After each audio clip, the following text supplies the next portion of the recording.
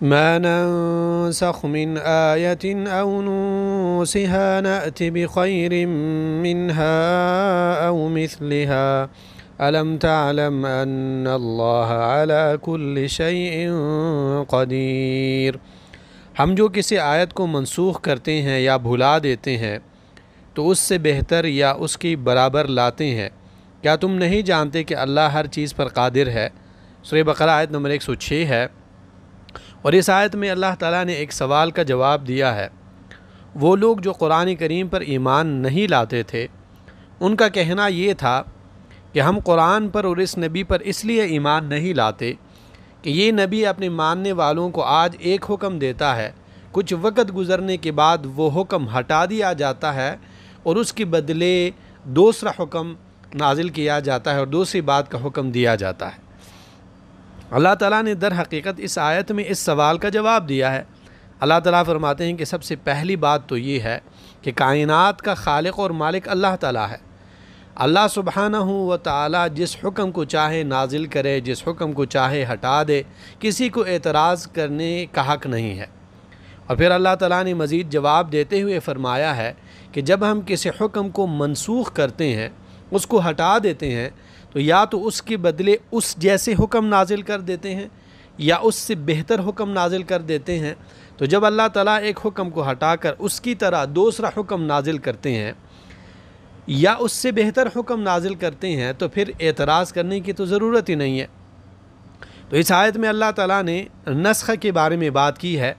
نسخ کا مطلب ہوتا ہے ایک حکم کو بدل کر دوسرا حکم نازل کرنا۔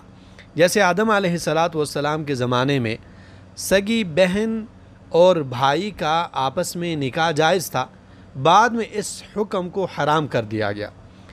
اور اسی طرح مسلمان جب مدینہ تشریف لائے تو ابتداء میں بیت المقدس کی طرف نماز پڑھتے تھے، بعد میں حکم دیا گیا کہ اب آپ نے کعبے کی طرف نماز پڑھنی، اور اس کے اور کئی مثالیں قرآن و سنت میں موجود ہے۔ تیسری بات جو یاد رکھنی چاہیے وہ یہ ہے کہ قرآن کریم میں نسخ کی 3 صورتیں ہیں، 3 قسمیں ہیں۔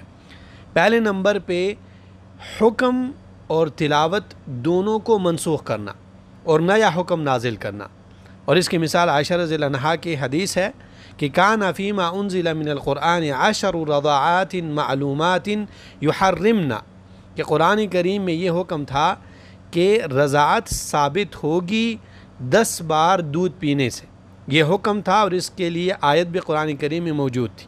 پھر اس حکم کو منسوخ کیا گیا 5 رضاعتوں پر، 5 بار دودھ پینے پر، تو اس حکم کو بھی ہٹا دیا گیا اور اس کی تلاوت کو بھی ہٹا دیا گیا۔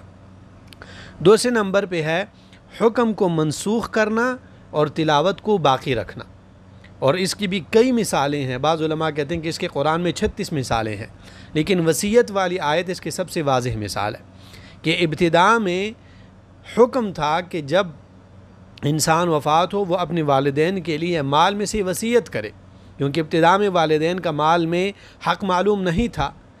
بعد میں پھر اس حکم کو منسوخ کیا گیا، لیکن وصیت والی آیت قرآن میں اب بھی موجود ہے۔ کتب علیکم اذا حضر احدکم الموت ان ترک خیرا الوصیۃ للوالدین والاقربین بالمعروف حقا علی المتقین۔ تیسرے نمبر پہ ہے کہ تلاوت کو منسوخ کرنا اور حکم کو باقی رکھنا، اور اس کی مثال ہے الشیخ والشیخۃ اذا زنیا فرجموہما البتۃ۔ یہ آیت ابتداء میں موجود تھی، لیکن بعد میں اس آیت کی تلاوت کو منسوخ کیا گیا، لیکن اس آیت کا جو حکم ہے کہ شادی شدہ جوڑی دونوں یا ان میں سے ایک اگر زنا کرے تو انہیں رجم کی سزا دی جائے گی، تو وہ یہ حکم باقی ہے، لیکن آیت کی تلاوت کو منسوخ کیا گیا ہے۔ اور اس آیت میں اللہ تعالیٰ نے بہت ساری باتوں کی طرف اشارہ کیا۔ پہلے نمبر پہ قرآن کریم میں نسخ ثابت ہے۔ دوسرے نمبر پہ اللہ سبحانہ و تعالیٰ کی شفقت اور اللہ تعالیٰ کے مہربانی کا تذکرہ ہے کہ اللہ تعالیٰ اپنے بندوں پر ان احکامات اور مسائل کو نازل کرتے ہیں جو کہ لوگوں کے ساتھ اور وقت کے ساتھ مناسب ہوتا ہے۔ اس لیے اب وہ لوگ جو اعتراض کرتے ہیں کہ قرآن کریم کا یہ حکم مناسب نہیں ہے، قرآن اور حدیث کا یہ حکم مناسب نہیں ہے، یہ باتیں اور یہ اعتراضات بے بنیاد ہے اور غلط ہے۔ اللہ تعالیٰ اس حکم کو نازل کرتے ہیں جو وقت کے ساتھ بھی مناسب ہو اور لوگوں کے ساتھ بھی اور لوگوں کے مصالح کے ساتھ بھی نازل ہو۔ اور ایک بات جو اللہ تعالیٰ نے ثابت کی وہ یہ ہے کہ ایسا ممکن ہے کہ ایک حکم ایک وقت کے لوگوں کے لیے مناسب ہو اور وہی حکم دوسرے لوگوں کے لیے دوسرے وقت میں مناسب نہ ہو۔